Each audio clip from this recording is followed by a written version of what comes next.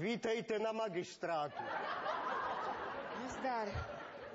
Nás je sice ve zvyku nejdřív zaklepat, ale s tím si nelamte hlavu.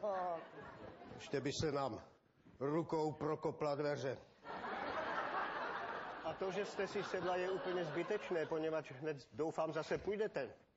Takže 20 deka vlašáku a 2 trupavý housky, jo? Ale... To pak. Hochu. Nerozčilujte mě. Já jsem sem úředně pozvaná, mě se jen tak nezbavíte. Já myslel, že jste ta nová svačinářka. Kolegové mi říkali, že přijde strašná baba.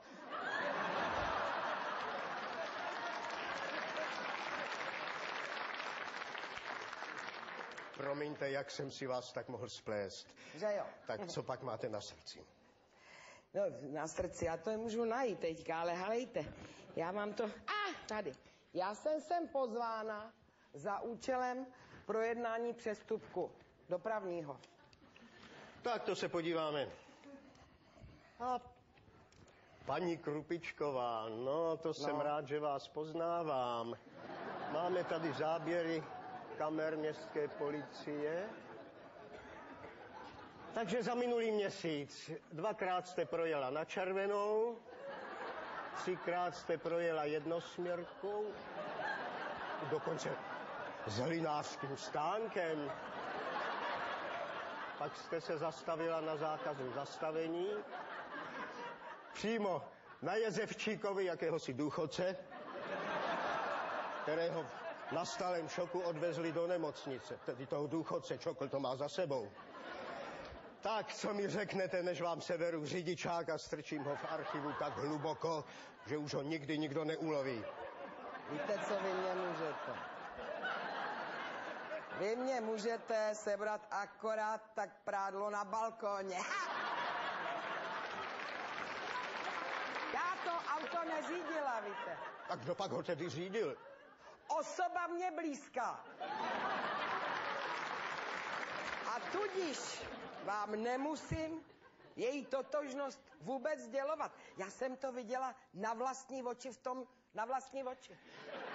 No dobře, já jsem to taky viděl, takže vy mi neřeknete, kdo to auto řídil?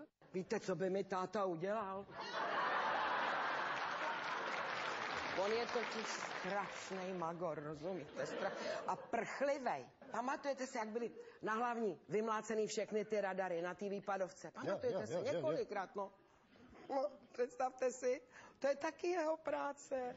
No jo, on totiž, jak on to říká, když se rozhodne jednou za čas vyvést do světa svýho neskrotnýho oře. Oře, tím myslí starý MBčko, víte, to mělo technickou, já vám řeknu, někdy naposled ve 74. Tak prej mu do toho nějaká blbá krabice nebude kecat, jo. Akorát nadával, že se mu těma šutrama do toho strašně blbě trefuje, tak si koupil brokovnici s touto delí. Takže ještě nedovolený ozbrojování a jízda bez STK. No jo, že jo. Helejte, před těma minulejma volbama, pamatujete se, jak měl starosta na všech plakátech po městě takový to číro zrzavý. Jo. No, jo. Jeho práce, mýho starýho. Na to já si pamatuju. No jo. Vyšetřovali to a policajti na nic nepřišli.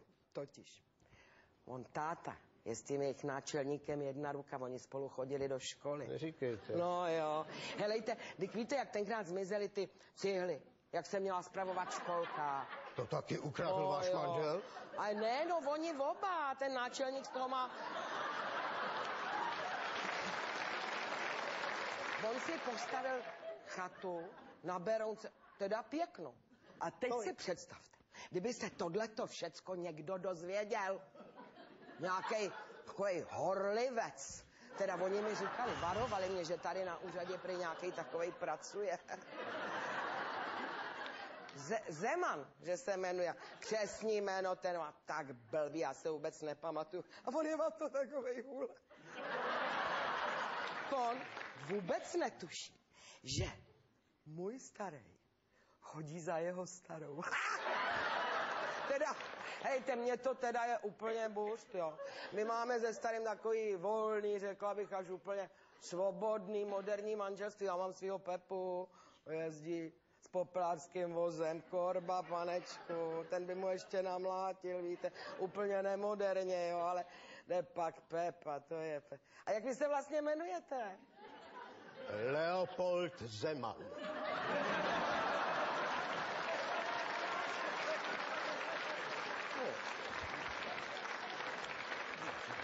Nikam nechoďte sednout. Vážená, abychom to shrnuli, váš manžel je v pěkném průšvihu. Co? Ještě se divte. Dědek v nemocnici, jízda na červenou, cihly. To by bylo to nejhorší. Ale on udělal terčem posměchu veřejného činitele, a nejen jednoho, ale dva, mě a pana starostu. Volám na policajty. Ačkoliv ne, na policajty ne, tam má ten váš mafián, kamarádičky. Já zavolám rovnou na ministerstvo vnitra. Tam je to už od pohledu samej poctivec.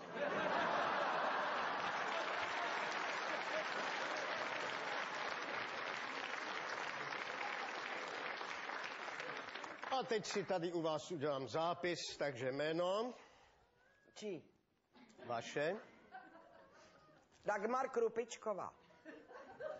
Povolání. Od včerejška svačinářka tady, na tomhletom úřadě. Helejte,